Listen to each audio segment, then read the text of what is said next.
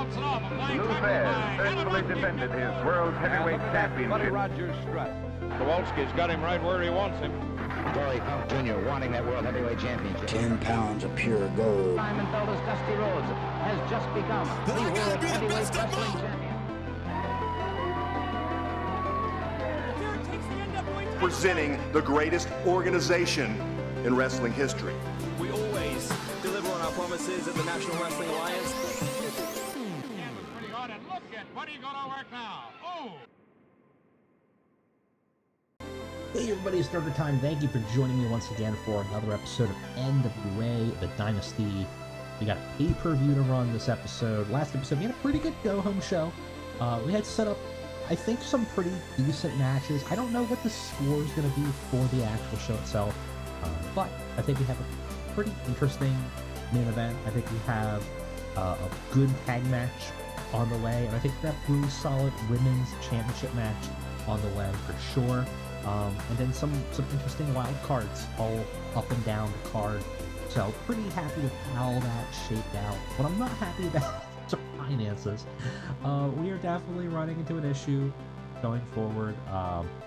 While our broadcast revenue has increased, it doesn't seem like, based on what I'm looking at here, we are going to be in less. We are going to have less money. I should say we're going to have less expenditures going forward. We're not going to be losing as much money a month, I think.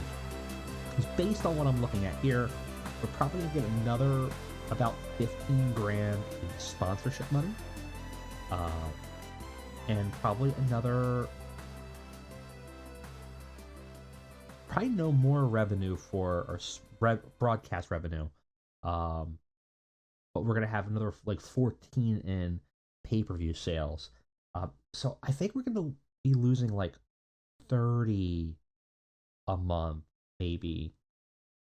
We'll have to see. Maybe 30 a month, which is still not great. I was hoping we would get down to 0 or near 0. That's going to continue to eat into that capital in a bad way, and it's going to have to start making us make some decisions on what to do. We do have a contingency plan if we start losing money. But it's not one that I want to run into. So we're hoping to turn the ship around. We might have to reduce some of our production. We are already running lower than NXT and New Japan, which is sort of a problem for us. But this negatively impacts the show, which is a problem. But we might have to reduce costs. Broadcast quality might be the easiest. Right now we're paying $7,500 a month versus downgrading to $2,500 a show. That actually seems more expensive because we're running weekly, so probably not that. Small experience might be going down to volunteers, or production values going down from professional. Currently, we're spending $7,500 a month plus $2,000 a show. So we're paying like 16 grand a month just in production values. If we drop this down, we would be doing $1,500 a month and $500 per show. So that would drastically reduce the cost, and that would be what the semi-pro might be the option. We're already going to be losing some. Getting penalties from our production cost anyways, so I don't necessarily think dropping it one more is going to massively impact us.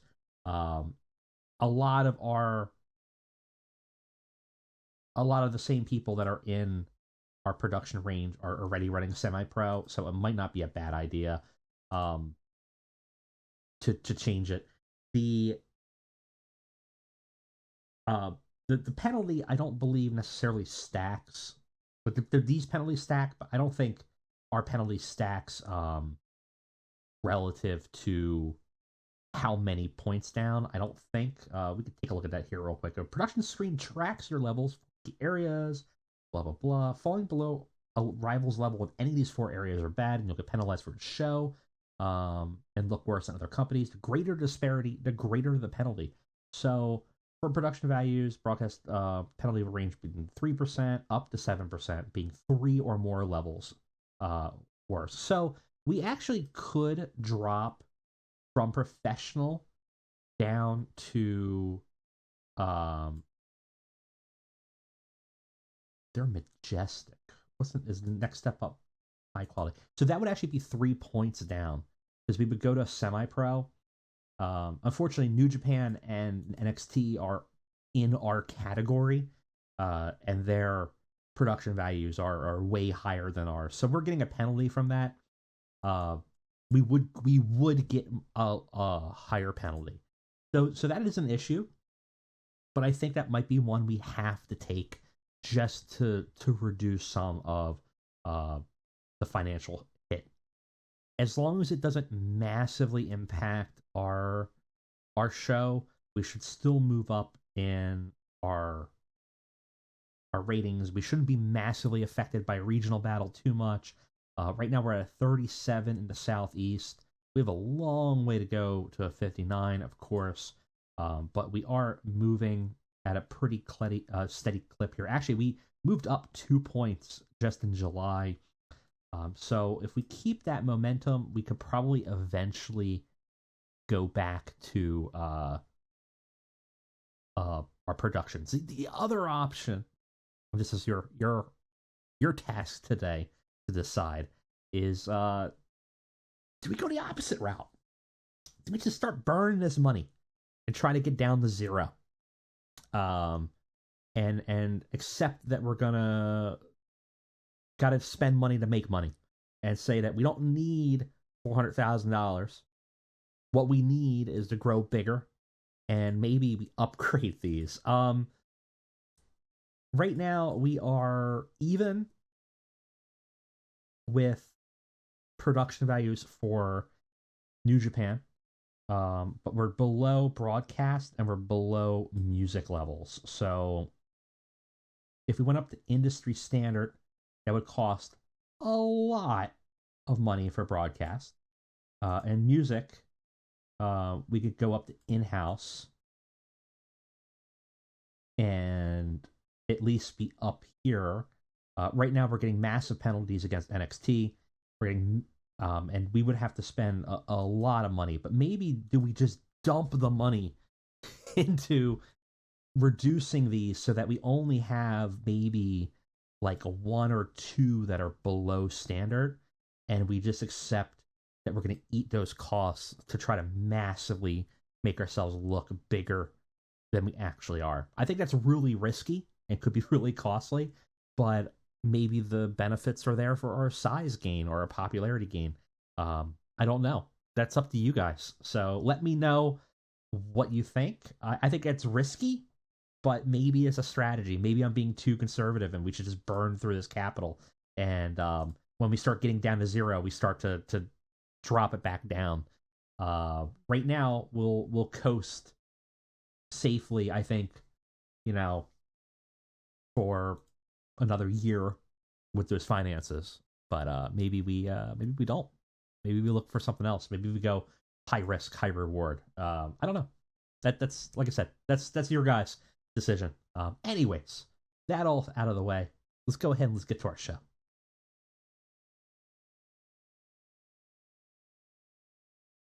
All right, guys, we are back. Looks like WWE continues to gobble up people after firing everybody. We got some weird contract offers like Jeremy Borash and Kwan of Gates of Agony, apparently. So, interesting oddities for sure. Which is interesting. We do have some contracts we have to deal with. We got a bunch of stuff going on when I only deal with MLW, which is cool. We're gonna have to look to make sure they didn't lose their titles the day before the pay-per-view. Cody Rhodes also loaned out to NWA, or from NWA to Dragon Gate again, CWFA again. So let's go ahead and let's look at that. Why don't we look? Rock Anderson and Brian Pillman Jr. still champions. Apparently didn't wrestle for a title belt for some reason. That's interesting. Cody certainly did. Had a match with Soker in CWFA, which is interesting. But yeah, it looks like for some reason it might just not be in here. But for whatever reason, did not have a title bout, but they borrowed them. So it just was a borrow, I guess. Maybe I misread it, but that's fine. That's interesting and weird, I guess. But that's cool. It seems like our alliance is starting to move around. So I'm hoping I'm going to have a different alliance belt that I'm going to make. I think I mentioned it in the last episode. But that one's going to be more akin to like AEW's international title. But is going to be really about being utilized a lot across the promotions. So I'm going to have a gimmick to it that's going to be kind of fun. But I won't really address it, I think, until after this pay-per-view when we kind of showcase it, because it's going to be part of a focus going into our next pay-per-view, which is called Wrestling Woodstock. And it's definitely a cornerstone of it, because it's a title that is supposed to be about everybody in the alliance and about opportunities abroad. So I'm really excited about it. I'm going to showcase more of it going forward, but it will have a specific, I guess, a gimmick, you could say, but it can be utilized in a way that's a little bit more interesting, and also deals with some of my pet peeves about international titles in general, which is that often these type of intercontinental, Pan-Pacific, whatever titles aren't actually utilized the way that they say they are. They're just another title. So I kind of want to not do that, and I kind of have a little bit of a gimmick for it that I think makes it a little bit more interesting and a little bit more focused on other companies in our alliance having an opportunity to showcase their stuff within our show. So that's sort of the goal. That's the idea. But all that said, we got Crockett Cup to go through. So let's go ahead and let's get to this pay-per-view.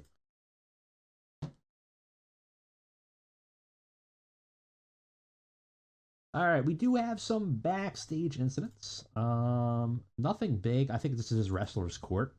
Roy was accused of being an hour late. Had to pick up the tab. Not shocking. We will go ahead and do an open forum again and let everybody complain. Absent workers doesn't look like a big deal. Looks like just our ref again.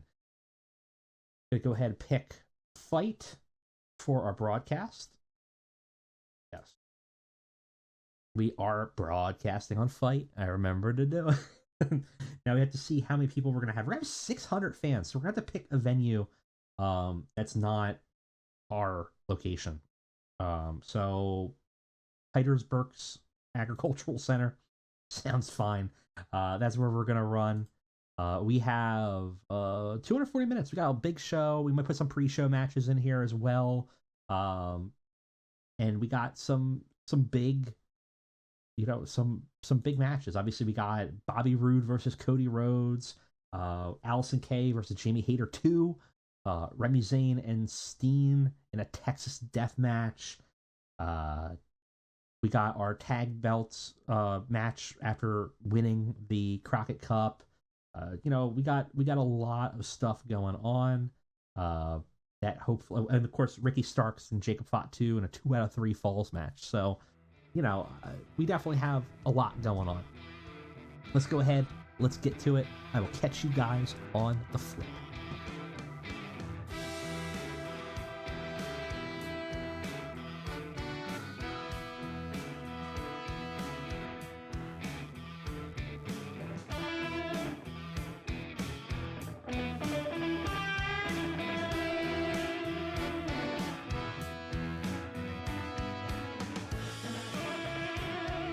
So let's go ahead and let's get into the show and see how it shakes out.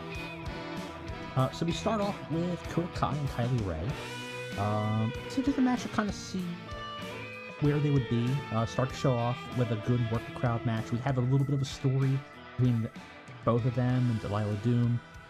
So looking for chemistry, and also I thought it would be a pretty consistent match to kind of build this off. And we start off sort of this story between them with Dakota Kai defeating Kylie Ray in a 14-minute match, actually a pretty long match. Gets us show off to a strong start. 48 overall, not too bad. After that, we have Kathy Kelly, who does horrible in this segment as a microphone person, apparently. Should probably just have the refs do it, I guess. It's a video vignette where she's just explaining that the next match is a ladder match, and it's called a Lucky Number 7 Scramble. 7 contestants chosen at random are going to get a shot at a contract to face the winner of the television title match. So it's hanging from the ceiling. They have to grab it. The winner of that match, of that contract, though, gets a stipulation that the owner of the contract can set the conditions of the match of any singles competition of their choosing. So whoever wins the television title has to face whoever wins this ladder match, and the person that wins the ladder match gets any match of their choice. So kind of a cool one, and of course were chosen at random. So we have our ladder match. It is between The Butcher, Dustin Rhodes, Colby Corino, Eddie Kingston, Joe Henning, Mance Warner, and Samurai Del Sol. It's good heat. Had subpar wrestling, unfortunately. Eddie Kingston defeats them all in 15 minutes and retrieves the contract. Samurai Del Sol, head and shoulders above everybody else, significantly so, at a 61. Eddie only at a 40. Mance at a 36. Joe at a 34. 38 for Colby. Dustin at a 37. And Butcher at a 29. This was a high spots match, which is probably the mistake. I kind of expected... I expect the Samurai to do really well here, and I thought maybe he would carry the rest, but looking back onto it, it probably would have been better just to have it as a regular match, because I think these guys suffered from that. So that was a booking mistake for sure. But overall, we got to the result that we wanted, which was Eddie Kingston wins the title shot, will face the television champion in a match of his choosing. And Samurai looked good out there, so that's pretty good. Afterwards, we just have the calling out that Eddie had won the contract.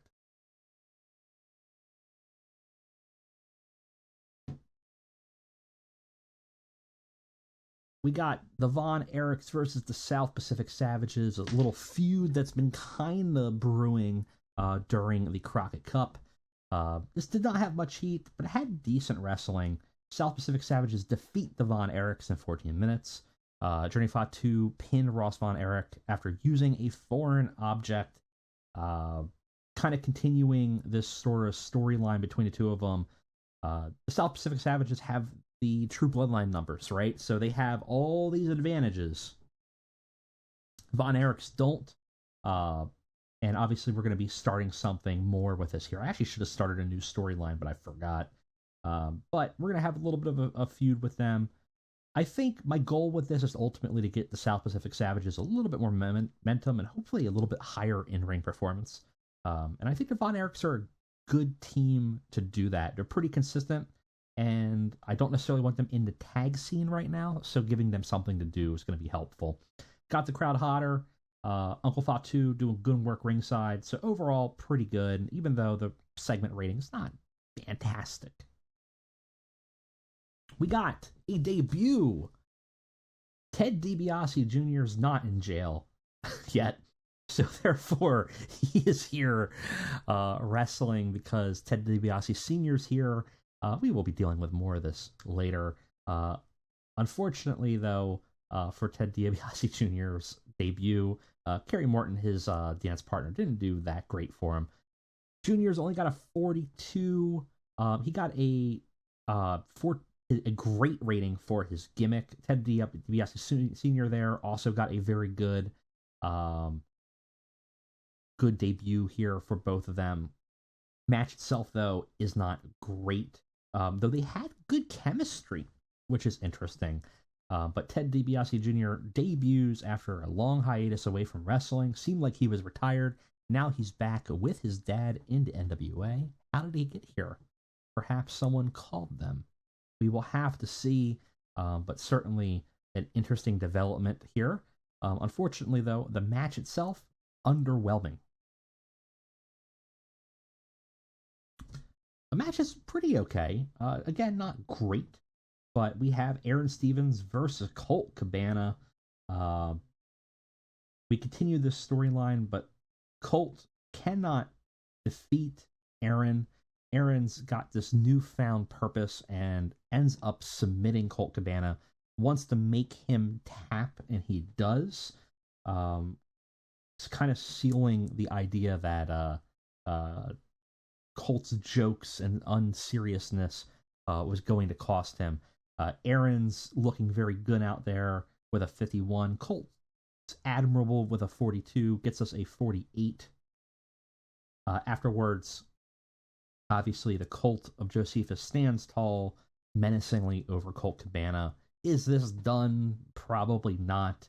But Aaron Stevens seems to have a newfound purpose and has found a newfound strength within the old tomes of Josephus's book. And this segment actually does pretty okay. Of course, Black Taurus and Alley Catch ringside doing very well together. We got the television title match. It does fantastic at a 68. Jacob Fatu defending against Ricky Starks, the former television title holder. Had great wrestling. It had good heat. Ricky Starks defeats Jacob Fatu in 25 minutes by 2 straight falls, with the final fall happening by pinfall. During the match, we also had Uncle Fatu accidentally hit Jacob. And then Ricky Starks obviously wins the television title. Very good match. Fatu has a 68. Ricky has a 56. We're going to have a little bit after action report here with this. Got the crowd hotter, though. Very good match. Ricky Starks now our television champion once again. Afterwards, we find out that a little bit of after action report here. Aldis making the save, helping out Ricky Starks. The sort of newfound friendship between the two of them. Aldis came out to make sure he could help Ricky Starks this time. Fatu gets distracted, accidentally interferes, and hits Jacob, allowing Ricky Starks an easier chance for a win here. Starks celebrates. The True Bloodline departs angry, and Ricky Starks gets his title back. So this segment does pretty good here. Unfortunately, loses heat in the True Bloodline storyline, but we have a new champion. We have the New Horsemen versus the Motor City Machine Guns. Very good match for all things considered. 56. It's had good wrestling, decent reaction from the crowd. Motor City Machine Guns defeats the New Horsemen. Alex Shelley pins Brock Anderson with a Made in Detroit and win the NWA World Tag Team titles. Alex Shelley was head and shoulders above everybody else. Brock struggling. But the New Horsemen have been fantastic tag champions for us, but they do lose after, I think, of a 160-day reign. Unfortunately for them, Motor City Machine Guns had their number today. Chris Sabin and Alex Shelley both had a 56 and a 66, doing a little bit better than Pillman and Anderson. Pillman, though, looking very solid, and honestly, Anderson, very good for where he was. I'm really happy with the 42. We said we were going to use this to build him up, and I think we did. So I'm very happy with that. All right. Afterwards, MC, MG, and the New Horsemen shake hands. Motor City Machine Guns leave with the belts, showing off a good sportsmanship with the New Horsemen and respecting them. Pillman and Anderson walk away. Pillman staggers behind them, and his demeanor changes. Something snaps in him. And it's like a volcano just exploding. He's good in one moment, and all of a sudden, we see that sort of shift in emotions, and he just goes. He explodes. Brock turns to look at him because he knows he kind of fell behind, and he's immediately greeted with a really massive super kick in the chin and is dropped from it. Arn hears it, comes over immediately trying to talk sense into Bryan of what the hell happened, and he gets a super kick as well. Pillman grabs Brock by the scruff of his neck. He's still foggy from the kick and literally is being dragged on his knees over to the announce booth, which are near already. Ends up knocking over things off and equipment off the table and lays him on top. At this point, Arn Anderson's woken back up, comes over to try to stop him, and ends up hitting Pillman in the back. Pillman shrugs it off and just turns and sees him and just grabs with one hand one of the monitors and with a full arc, just whack, smacks Arn right across the temple. It drops him. At that point, he climbs up onto the table. Brock is groggily moving up. He picks him up and then lands a pile driver onto the table, crunches the table down in half before security's coming over and pulling Pillman away. And he kind of just slinks off and shrugs it all off and walks away as security escorts him out. Meanwhile, medical staff puts Brock and Arn on stretchers and leaves with them. So it seems that the tag team has dissolved. Pillman has snapped and has attacked Brock. Pillman also had a good gimmick change there. And we have a something brewing here between Pillman and Brock Anderson. We have Allison Kay versus Jamie Hayter, where Jamie Hayter says she's going to finish the story. Unfortunately, she does not finish the story, despite having a really good in-ring performance with 61. Allison Kay only has a 46. Allison Kay defeats Jamie Hayter 2-0. 14 minutes, gets a pinfall with a cutthroat, makes defense number 5 of the world's women's title. Does a very good job here. Got the crowd buzzing, which is going to be a little unfortunate because I don't think I have anything to cool them down. But the crowd was really into this match. Allison Kay did very well. Afterwards, Hayter and Allison Kay stare each other down. Had a hellacious match. Kay nods to her. Then they shake hands. The surprising show of respect from Allison Kay, who's kind of had this like everybody's below me demeanor. Hayter departs, leaving the champion for a moment. Kay grabs the mic, panting after just an exhausting defense. Makes a proclamation. Says 168 days. I've weathered the storm. You might not like me, but you damn well better respect me. Because I've never backed down from a fight. And for half a year, I have been the baddest bitch in this company. And now, I'm confident that I not only can take on anybody in this division, I'm confident to say I can take on anybody in the world. There's nobody that's been more dominant than me. So pretty good segment, good show of emotion. But as she says that, music hits. She made a challenge, and it seems like someone that was in the back has heard that challenge and decided to come make herself known. Allison Kay turns to look at who's coming out to challenge her. Jade Cargill, who has departed AEW and has not joined WWE, because we scooped her up before they could, stares down Allison Kay and points at the belt. Well, if there's someone that's been a more dominant champion than Allison Kay at this point, hard to deny that it hasn't been Jade. Jade gets a great rating for her initial debut. This segment gets a 56. Very good, and we have a very interesting thing going on because Allison Kay has been completely dominant in NWA, but Jade Cargill prior to leaving, has been completely dominant until her first loss in AEW, and certainly has been more dominant than Allison Kay. So a very interesting debut and an interesting challenge for Allison Kay if she can kind of go over that hurdle. We have our Texas death match between Steen and Remy Zane. This was a rough one. This one would have got a lot higher if the crowd wasn't buzzing, but we had nothing to cool them down. Exceptional match. Remy Zane defeated Kevin Steen in 22 minutes. Steen was pinned after a brainbuster and could not beat the 10 count. These two beat the shit out of each other. Afterwards, Steen and Remy kneel in the ring facing each other, bloodied and beaten. Remy goes to shake Steen's hand. Steen pushes the hand away and goes for a hug. They stand up. The crowd cheers. It's over.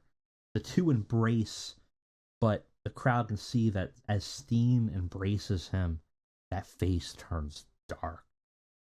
Behind a crimson mask, those eyes drop to a glare to the crowd, and he throws Zane towards the ropes. Zane can't even react. He's bouncing back from the ropes, gets picked up and pop-up powerbombed. Zane sells it like $1 million. Steen drops out of the ring, kind of moving like a snake at this point.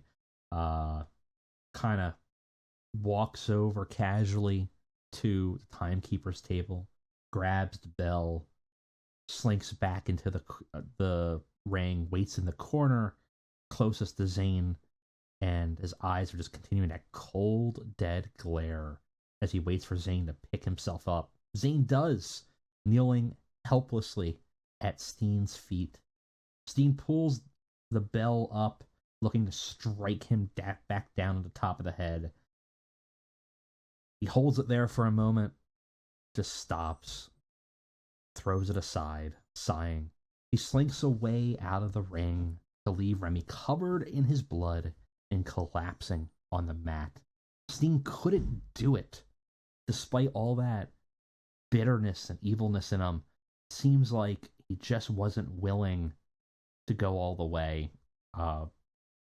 Perhaps there's hope left, but right now, any hope that the two of them have settled it clearly have faded as he has proceeded to brutalize him. He walks away through a chorus of boos. The segment does fantastic, of course. The two of them did great. Remy, in particular, having great interactions, going off script, even though he wasn't scripted, but whatever. Wasn't talking at all. That's fine. Gain heat for the storyline here. 75 is fantastic. Our main event, Cody Rhodes versus Bobby Roode. It's a really good match. 61. Cody had a 79. Roode had a 55. We gain heat for both stories. Actually, we won't gain heat for Cody's story. Glorious does fine. It's an exceptional match. Cody does defeat Bobby Roode in 27 minutes. Gives him a crossroad following interference from Ricky Knight. Makes defense number 8 of the title. Afterwards, after action here, we get to find out what quite happened. Ricky Knight's been on the fence. He's not really wanted to help Cody the way Cody's wanted him to help him. But it seems like he's finally made that decision, at least in the moment. He looks conflicted, unsure of what to do.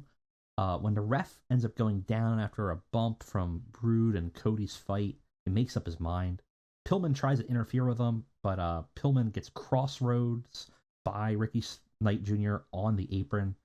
Bobby Roode turns after he hears Storm Jr. get clapped, and he ends up getting met by a world title that Ricky Knight was holding. Cracks him right across the head. Knight slides that title over to Cody to his feet. Cody, without hesitation, crossroads Bobby Roode onto the title, and then slides the belt out as the ref suddenly reawakens to count it. Bobby Roode loses. Cody retains, and Ricky Knight's got a little bit of heel in him, maybe. We'll have to see. But it seems like Cody has been rubbing off on Ricky Knight. He took his finisher, and now he's doing some stuff. Remember, it wasn't a couple episodes ago he wasn't willing to take down his father, and now he's helping Cody cheat to win. So kind of an interesting conclusion for Ricky Knight here. Unfortunately for Bobby Roode, it was not his day, but a pretty good show overall. We had a total of 57, not bad. 53 we increased in all regions. We'll go ahead and make a speech. Nobody was bad. We're going to pop some people. We're going to give Ricky Knight a hug. We're going to tell Ricky. We're going to do all the Rickies. We're going to do Ricky Starks. Oh, what a great performance. And I think we'll give props to Pillman, too. There you go.